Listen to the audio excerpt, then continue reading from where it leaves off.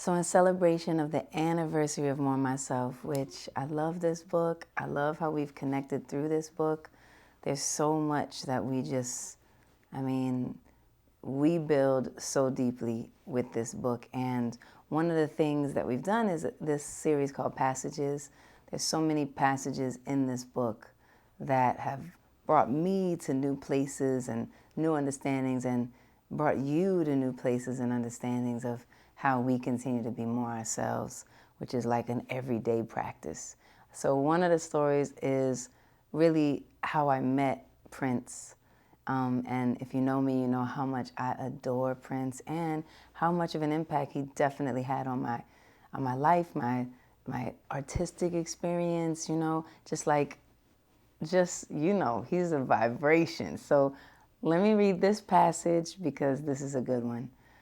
Ahead of the album's release, I had one last box to check, and the thought of it made the hairs on the back of my neck rise up in unison.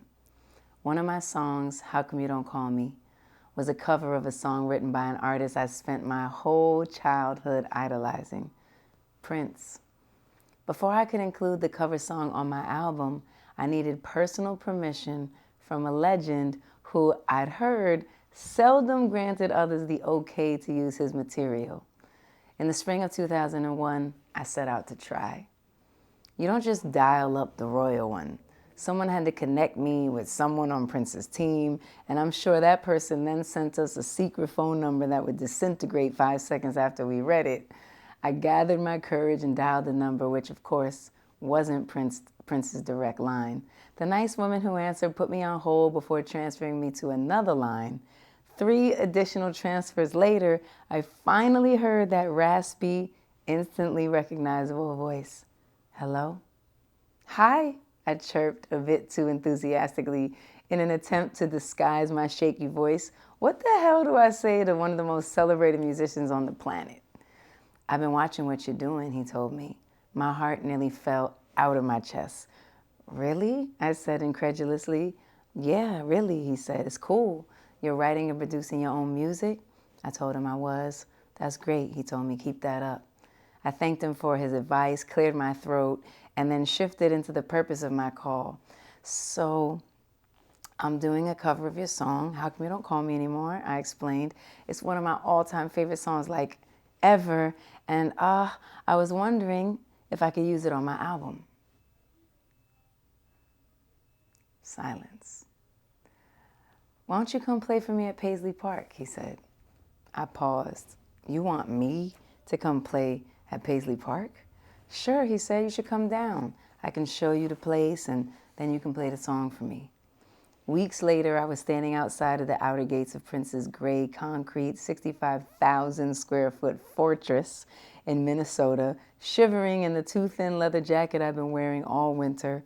A staff member graciously welcomed us to the front door, and moments later, Prince sashayed toward us down a long hallway, heels clicking with each one of his smoothly diddy-bop steps. He greeted me with a handshake.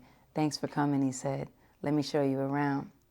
Visiting the mansion was like reliving some of the most iconic moments of Prince's illustrious career.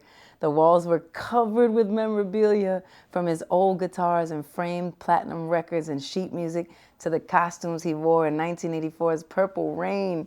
In one room sat a grand piano, its top engraved with the lyrics of How Come You Don't Call Me Anymore. In several other rooms sat more pianos, all as stunningly unique as their owner. We passed a cage full of cooing white doves, a head nod to one of his most enduring musical creations. At nearly every turn were recording studios and exquisitely designed lounge spaces with overstuffed leather couches, and as you might expect, there was purple all around. A lot of it. We rounded the corner into the performance space, a sprawling yet somehow intimate room about the size of a school gymnasium. A couple hundred people, a group of superfans Prince often invited for performances, were already gathered. Before my backup singers and I began setting up for our sound check, Prince pulled me aside. I only have one request for you, he said. No cursing allowed, that's my one ask. I'll try, I said, nodding and blushing. Prince sat in the corner, hidden from my view as I, with my black fedora propped over one eye and my fingertips sweaty on the keyboard, lifted the rafters with my first note of falling. I played every song on my album, including the one that had brought me to Paisley Park. Afterward, Prince met us backstage in the dressing room. "Great show, great sound," he told us as we beamed. And on our way out, he pulled me aside. "You're gonna have to put $1 in my curse jar," he said, a grin spreading across his pale face. No, I hadn't dropped the F-bomb, but I had committed a couple of minor infractions. I laughed and thanked him, and he saw me out. Later, back at the hotel, I did not sleep a wink. What just happened to me? Is it really over? Can I go back? I did not want my dream trip to end. Prince was gracious enough to grant me the right to use his song, but that wasn't the greatest permission he extended. With his very presence, his wild sense of individualism, and his determination to define himself in a world eager to do that for you, Prince stood for self-ownership. He stood for consciousness and a full-throated defiance.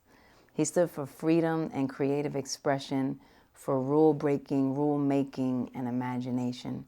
And that summer, as I stepped onto the grandest stage of my lifetime, Prince stood in spirit with me.